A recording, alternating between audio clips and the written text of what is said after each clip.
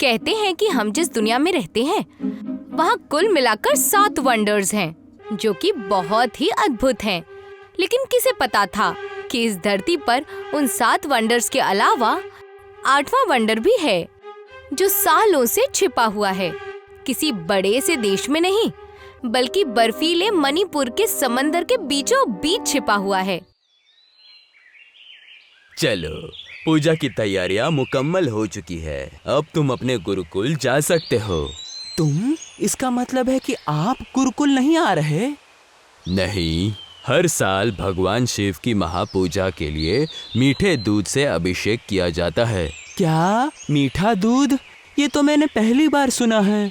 हाँ, मीठा दूध। तुम इस गुरुकुल में नए हो। इस कस्बे के प्रधान रहस्य के बारे में तुम्हारा जानना जरूरी है, इसलिए ध्यान से सुनो।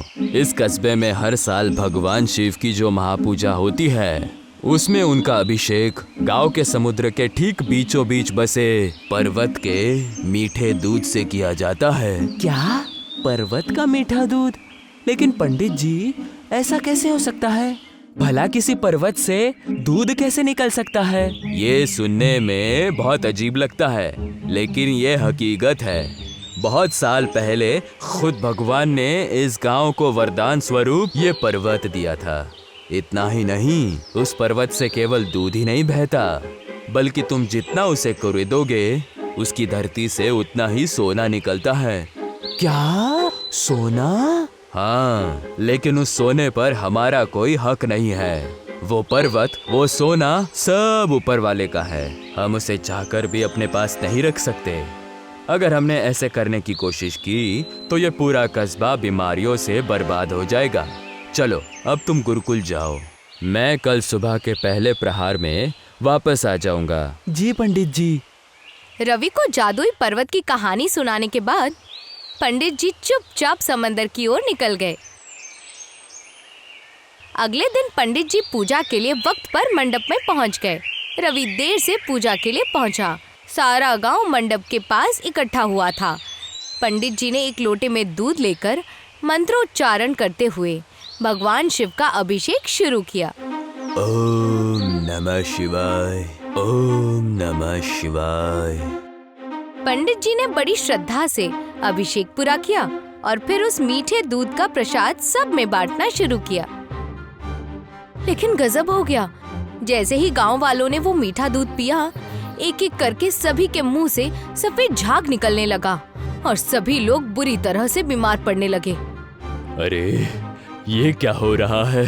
कस्बे वालों की हालत इतनी खराब क्यों हो रही है? पता नहीं पंडित जी। ये ठीक नहीं है, बिल्कुल भी नहीं।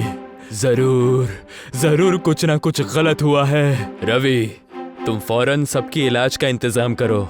मैं अभी आता हूँ। लेकिन अब जा कहाँ रहे हैं पंडित जी? पर्वत के पास। पंडित जी को पर्वत की ओर जाते सुनकर रवि का चेहरा सफेद पड़ गया। वो पंडित जी को रोकना चाहता था, मगर रोक नहीं पाया। उधर दूसरी ओर जब पंडित जी उस जादुई पर्वत के पास पहुंचे तो उनके होश उड़ गए।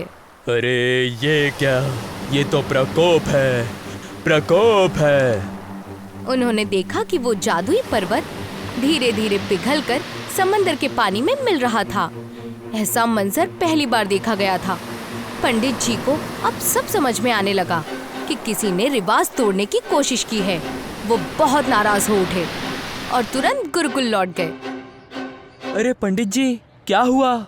आप इतने गुस्से में क्यों हैं? क्योंकि किसी ने सदियों से चलती आ रही परंपराओं को बेइज्जत किया है। वो पर्वत आहिस्ते आहिस्ते पिघलता जा रहा है। क्या? लेकिन ऐसा कैसे हो सकता है? यही तो मैं जानना चाहता हूँ। तभी पंडित जी ने एक यज्ञ शुरू किया। ओम अग्नये नमः, ओम अग्नये नमः, ओम अग्नये नमः। हे अग्निदेव, मुझे आपकी सहायता चाहिए।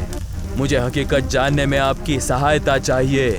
किसी ने छल और कपट से सदियों पुरानी परंपरा को भंग किया है, जिसकी वजह से पूरा कस्बा बीमारियों से जूझ रहा है। और उससे भी खौफनाक, भगवान का दिया हुआ पावन पर्वत पिघल रहा है। मैं जानना चाहता हूँ कि कस्बे की इस तरह दशा किसकी वजह से हुई है। तभी अग्नि से एक रहस्यमयी आवाज आई। तुम सत्य जानना चाहते हो ना? तो लो, ये रहा सत्य। तभी रवि के पसीने छूट गए।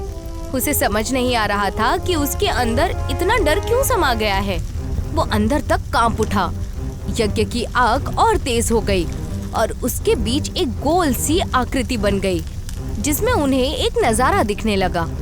जब पंडित जी पर्वत के पास पहुंचे थे, ठीक उनके पीछे पीछे रवि भी वहां आ गया था। जैसे ही पंडित वहां से दूध लेकर निकले, रवि चुपचाप पर्वत के पास गया और उसने पर्वत की बर्फ को कुरेदना शुरू किया ताकि नीचे छिपा सोना निकाल सके। ये सब देखकर पंडित जी का गुस्सा और भी भड़क गया। तुमने ये क्या किया रवि? मुझे माफ कर दीजिए पंडित जी। मैं उस सोने की लालच में आ गया था। पंडित जी माफ कर दीजिए मुझे। मैं तुम्हें माफ कर दूं? तुम्हें पता भी है तुमने क्या किया है? तुम्हारी वजह से पूरा कस्बा बीमारियों से जूझ रहा है और वो पर्वत जो इस कस्बे को भगवान का वरदान था, वो पिघलता जा रहा है और तुम कह रहे हो कि मैं तुम्हें माफ कर दूं? हाँ पंडित जी, एहसान करके मुझे माफ कर दीजिए। एहसान करके मुझे माफ कर दीजिए। मेरे पास और कोई रास्ता नहीं था। मेरी अम्मी सालों से त्वचा की गंभीर बीमारी से पीड़ित है। मैं एक मामूली गुरुकुल का छात्र हूँ। भिक्षा पर जीवन यापन करता हूँ, पर पूरा घर मेरे छोटे भाई के कंधों पर है और अम्मी के इलाज का खर्च उसकी आमदनी से बहुत गुना ज्यादा है। मैं उसकी मदद करना चाहता था, लेकिन देखिए मेरा नसीब। जैसे ही मैंने उस पर्वत को कुरेदना शुरू किया, मुझे चक्कर आने लगे और मैं वही बेहोश होकर गिर पड़ा। मुझे माफ कर दीजिए पंडित जी, मैंने ये सब कुछ जानबूझकर नहीं किया। रवि की बात सुनकर पंडित जी का गुस्सा शांत हो गया। उन्हें एहसास हुआ कि रवि ने जो कुछ भी किया वो अपनी माँ के लिए किया था। उसकी नीयत में लालच नहीं, बल्कि मजबूरी और मोहब्बत थी। मैं तुम्हारे हालत को समझ सकता हूँ रवि, लेकिन तुमने जो किया वो ठीक नहीं था। तुम्हारे इस एक गलती की वजह से पूरा कस्बा जूझ रहा है।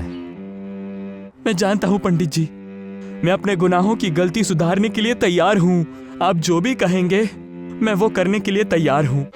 रवि की विनम्रता और अफसोस को देखकर पंडित जी कुछ वक्त के लिए शांत हो गए।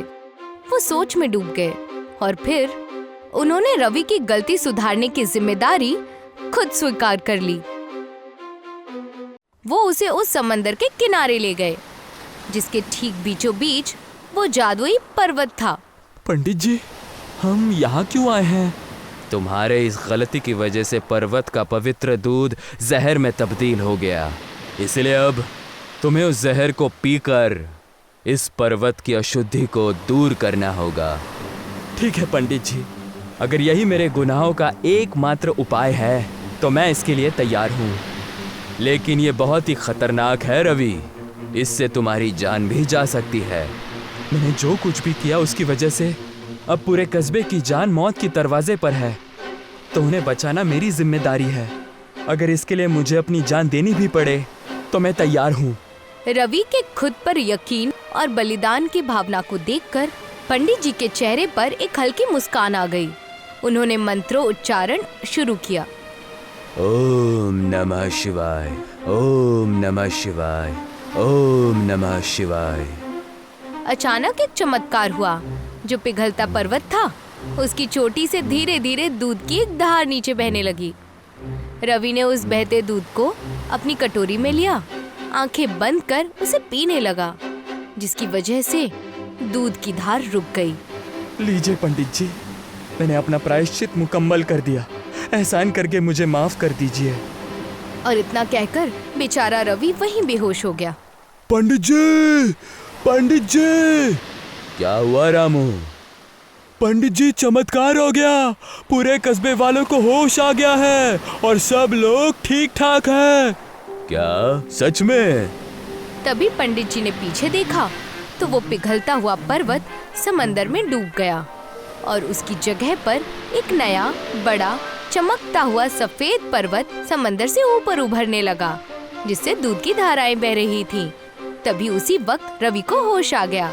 उसने आंखें खोली और देखा उसके सामने एक नया दूध से बहता पर्वत खड़ा था।